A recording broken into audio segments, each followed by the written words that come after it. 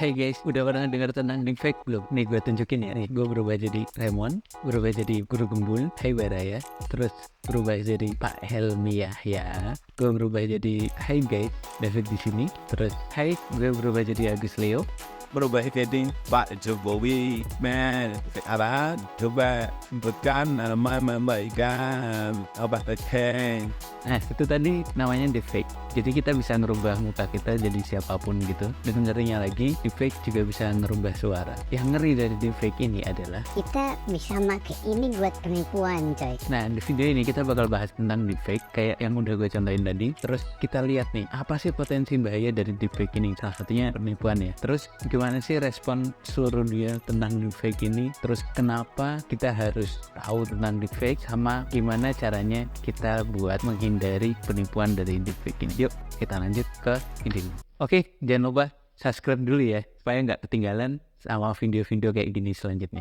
Jadi gini, deepfake itu sekarang udah ngeri banget. Kalau udah ngikutin tentang deepfake dari dulu ya, sebenarnya deepfake ini bukan teknologi baru. Ini udah teknologi yang dari dulu banget lah, udah dipakai sama orang-orang. Cuma makin kesini, sekarang itu udah makin bagus. Kayak tadi contohnya, tuh mukanya itu udah nggak low resolution lagi, sama transisi antara kepala asli dan mukanya itu udah bagus gitu, udah halus. Ini bahaya. Bayangin ketika orang awam lihat video itu ditambah lagi dengan deepfake yang suara. Jadi itu bakal gampang banget dipakai untuk ngecek orang. Udah banyak banget kasus tentang deepfake kayak gini. Ini gue kasih lihat dulu 3 contoh deepfake yang bener-bener dibikinnya niat banget ya. Ini yang bikin udah jelas profesional. Ini yang pertama, ini deepfake yang dibikin pakai mukanya Presiden Amerika Barack Obama. Coba lu lihat videonya kayak gini. We're entering an era in which our enemies can make it look like anyone is saying anything at any point in time. Nah itu bagus banget kan. Dia kayak udah beneran asli gitu. Intonasinya juga asli, bagus. Itu ketika deepfake dibikin secara niat.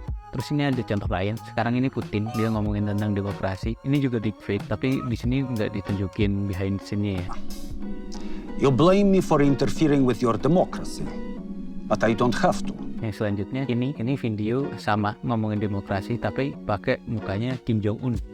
Democracy is a fragile thing, more fragile than you want to believe. Itu 3 contoh itu tadi, itu ngeri banget.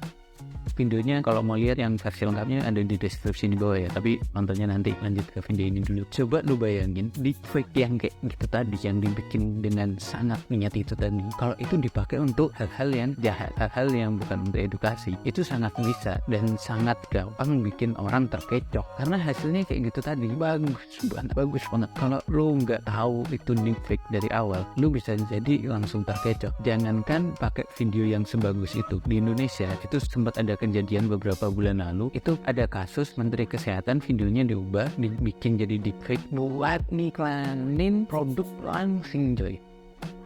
Dan orang banyak yang percaya. Itu ngeri, sengeri itu deepfake. Bahkan nggak harus yang langsung bagus banget, itu sudah sangat efektif. Akhirnya ya, deepfake itu awalnya dibikin bukan buat hal jahat kok. Dia itu dibikin buat bantu orang-orang di dunia hiburan. Buat dia tuh kayak misalnya contohnya ya, lu kalau lihat film Fast and Furious nih, dia kan ada tokoh Brian O'Connor yang diperanin sama Paul Walker, yang pemerannya itu meninggal pas masih proses syuting. Deepfake itu dibikin untuk ngebantu hal kayak gitu. Dia akhirnya di Fast and Furious itu kan Brian O'Connornya itu diperanin sama adiknya, tapi pakai muka kakaknya, pakai mukanya Paul Walker. Akhirnya jadi tuh kayak gitu contoh aslinya deepfake yang mau dipakai. Cuma ya emang akhirnya malah meleset. Banyak orang yang ngide deepfake itu dipakai buat ngelakuin kejahatan kayak bikin penipuan, bikin hoax, kayak gitulah, fitnah gitulah. Terus nih kita kalau misalnya ngomongin hoax nih, di Indonesia sendiri itu ramai banget hoax, banyak banget. Lu kalau lihat kasus penipuan, kasus hoax di Indonesia, ini kalau lu lihat di datanya Kominfo, itu tuh selama 6 tahun terakhir ya, itu ada sekitar 11.300-an kasus, 11.300-an kasus hoax di Indonesia coy. Ini banyak banget. Terus kalau lu lihat di Kominfo itu kan yang untuk tahun 2023 ini baru didata dari Januari sampai Maret ya yang rilis. Di situ itu aja udah ada 412 kasus hoax selama 3 bulan, Januari, Februari, Maret. Bayangin itu banyak banget. Lu kalau buat konteks ya, berarti sehari nih lu bisa lihat 4-5 hoax baru.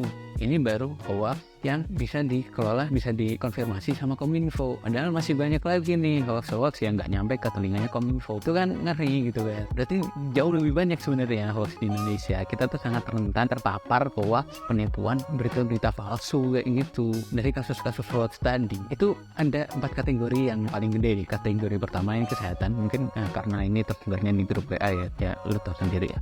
Nah terus tinggal itu isinya ini pemerintahan, terus penipuan, terus satu lagi itu politik. Ini pemerintahan sama politik itu ada di 4 besar gitu kan. Ini udah bulan Agustus 2023, cuma berapa bulan lagi lah ke tahun 2024 udah tahun politik. Gue khawatir bakal jauh lebih banyak lagi kasus hoax politik dan pemerintahan di Indonesia. Apalagi kalau misalnya mereka sampai memakai teknologi deepfake, itu ngeri coy, ngeri.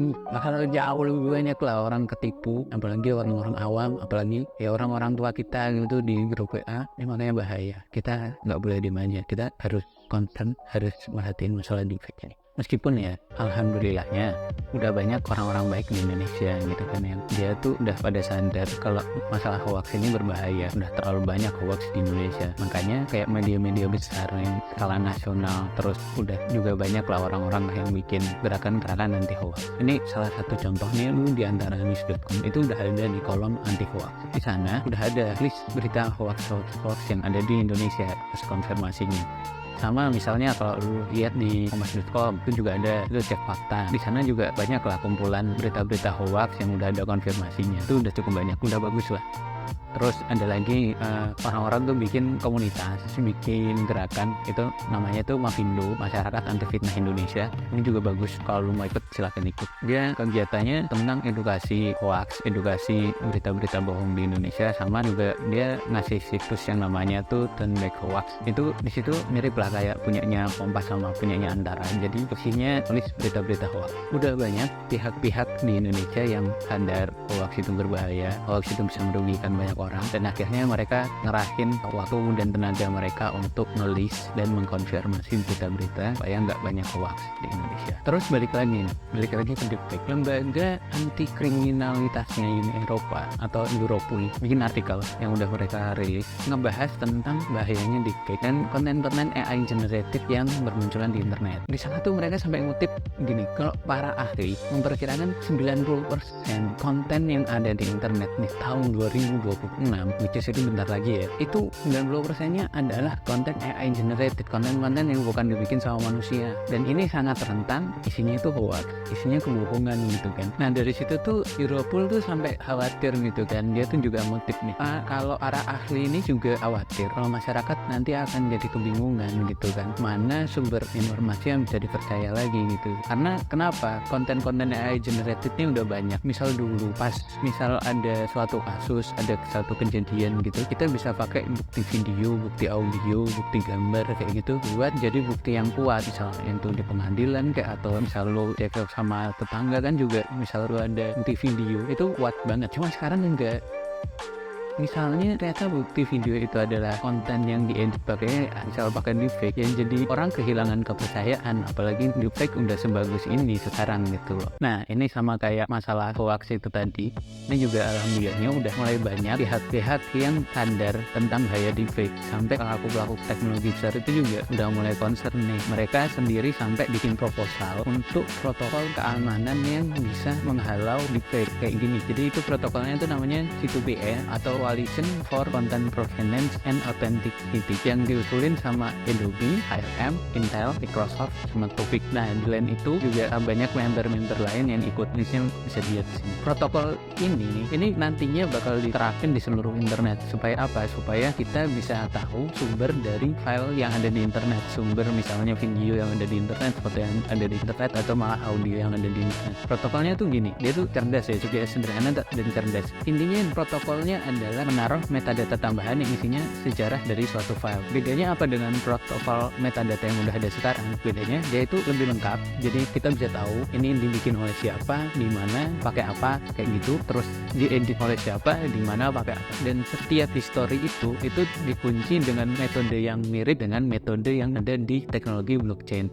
Ini cukup seru. Kalau teman-teman mau lihat itu ada linknya di deskripsi di bawah ya. Nah, selain usulan protokol yang dibikin sama perusahaan-perusahaan teknologi besar kayak tadi, itu juga ya udah mulai banyak lah pemerintah negara-negara maju yang mulai ngusulin tentang hukum untuk konten-konten yang di-generate oleh AI. Itu ada banyak kayak misalnya di Uni Eropa, di Amerika, Cina, sama Inggris. Itu bahkan Cina ya, ini lucunya Cina, karena Cina sendiri juga adalah negara yang paling banyak menghasilkan teknologi AI untuk mengenerate konten. Terus ada lagi nih juga, selain pakai protokol media yang ditaruh di metadata terus pakai payung hukum, ini juga udah mulai ada orang-orang yang bikin AI yang mengcounter deepfake, yang mengcounter konten-konten yang AI generated. Salah satunya ini contohnya ya, gue tunjukin. Ini adalah AI yang dibikin oleh organisasi IEEE. Ini Institute of Electrical and Electronic Engineer. Ini cukup cerdas. Dia tuh dipakai AI-nya untuk mendeteksi suatu video itu deepfake apa enggak. Caranya lewat ngeliat kedipan mata. Jadi kedipan mata manusia yang natural dengan kedipan mata yang ada di video deepfake itu ternyata beda. Itu ada polanya yang berbeda, dan pola itu kan emang susah ya dilihat ya. Cuma dengan adanya AI kita bisa baca pola itu, terus kita bisa tahu ini deepfake apa enggak. Nih kalau teman-teman lihat arsitekturnya, cara metode yang dipakai itu seru banget. Bisa lihat papernya di deskripsi di bawah juga ya. Nah, terus ini balik lagi, gimana nih buat kita yang orang-orang biasa, orang-orang yang bukan pembuat kebijakan, yang bukan pelaku teknologi gitu, untuk ngadepin deepfake ini ke depannya. Ini caranya tuh gini, misal ya, ketika kita dapat video itu ada cara yang bisa dipakai untuk melihat ini videonya deepfake apa enggak. Ada beberapa poin yang bisa kita cek. Misalnya nih, kalau itu kalian lihat mukanya, biasanya ada perbedaan warna kulit antara kulit yang di deepfake sama kulit yang di leher atau di pipi kayak gini. Ini biasanya teman-teman lu pada kalau lihat video deepfake bakal kelihatan lah, biasanya ada. Terus misalnya ini videonya sangat bagus gitu sampai nggak kelihatan banget, ini juga bisa dilihat nih. Misalnya rambut gitu, rambut tuh bisa kadang kurang bagus malah kelihatan kayak wig. Atau lu bisa ngelihat dari kayak tadi yang ada di metodenya IEEE itu juga bisa lihat dari kedipan mata. Kadang itu kedipannya aneh, sama gerakan bibir dan gigi. Kadang tuh bahkan ukuran bibirnya tuh kadang bisa berubah-ubah, atau giginya terlalu rapi, atau misalnya malah giginya kadang ada glitch gitu, kadang kelihatan kayak nyambung, kadang kepisah kayak gitu-gitu. Itu bisa lah jadi ciri-ciri yang bisa bedain mana video deepfake, mana video beneran gitu kan. Terus juga misalnya ada jenggot atau kumis, ini juga bisa kelihatan banget. Misalnya deepfake tuh helai-helainya itu bakal kelihatan nempel banget sama kulit. Kalau yang asli kan helai-helainya akan kelihatan ya, beda ya. Itu dari kita bedain videonya. Terus kalau dari suara nih, suara juga kadang beda gitu kan. Coba deh kalau misalnya lu lihat video orang gitu, kadang kan intonasi tiap orang beda-beda. Nah, intonasinya AI itu juga biasanya aneh gitu. Biasanya aneh. Kalau lu perhatiin akan merasa deh, itu masih salah satu kelemahan yang bisa lu cari kalau lihat video deepfake. Itu dari audionya. Ya kayak gitulah. Itu dari kita bedainnya. Terus ketika lu misal dapet video yang video isinya tuh orang mengatakan sesuatu yang menurut lu aneh, dia bilang kayak gitu, setelah lu tahu tentang deepfake ini, please ya jangan langsung disebar, lu perhatiin dulu ciri-cirinya. Ini ada yang aneh nggak, ada yang aneh nggak dari videonya, dari suaranya kayak gitu. Karena kita juga harus hindarin jangan sampai lah kita ketipu dari deepfake ini. Oke, dari video ini nih kita udah belajar banyak nih tentang AI, tentang deepfake, dan gimana ternyata masih banyak orang-orang di luar sana yang tega gitu kan pakai AI buat kejahatan. AI yang tadinya untuk kebaikan orang gitu kan, malah dipakai buat nipu, dipakai untuk mencemarkan nama baik, dipakai buat nyebar kebohongan, buat hoax. Bisa dibilang gini, AI itu cuma tools. Jangan pernah lu takut sama AI, jangan lu pernah takut sama tools ini. Ini sama lah kayak misalnya lu lihat palu gitu kan, palu kan tools juga nih. Palu bisa bermanfaat ketika apa? Ketika kita pakai untuk masang paku, bikin meja, bikin kursi gitu kan. Atau lu masang paku di dinding buat hiasan lu, buat foto-foto lu gitu. Tapi palu ini kalau dipakai sama orang yang emang jahat, dia bisa dipakai buat melukain orang gitu. AI juga sama. Dan ini yang gue kesel dari orang-orang itu. AI yang dibikin untuk mempermudah hidup manusia, yang dibikin untuk meningkatkan kualitas hidup orang gitu kan. Ini kenapa gitu orang-orang tuh kepikiran untuk pakai AI buat penipuan, buat mencemarkan nama baik kayak gitu. Ini sesuatu yang jahat. Dan gue sebagai anak IT ya, yang akhir-akhir ini emang kerjanya ngurusin AI, gue pesan lah sama lu, Gue yakin lu yang nonton video ini adalah orang-orang baik. Please, bareng-bareng kita hentiin penggunaan AI di dunia kejahatan. Jangan sampai kita tertipu, jangan sampai kita ikutan make.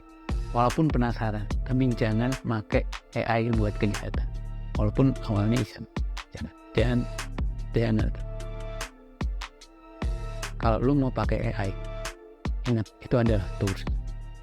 Pakailah buat ngasih manfaat ke orang lain, karena hidup lu akan jauh lebih baik ketika lu ngasih manfaat ke banyak orang, ngasih manfaat ke orang lain. Oke, itu aja dari gue. Makasih udah nonton. Jangan lupa komen di bawah ya, kira-kira apa aja sih kejahatan-kejahatan yang orang lakuin pakai AI yang pernah lu dapetin kayak gitu, yang pernah lu tahu. Yuk diskusi di bawah.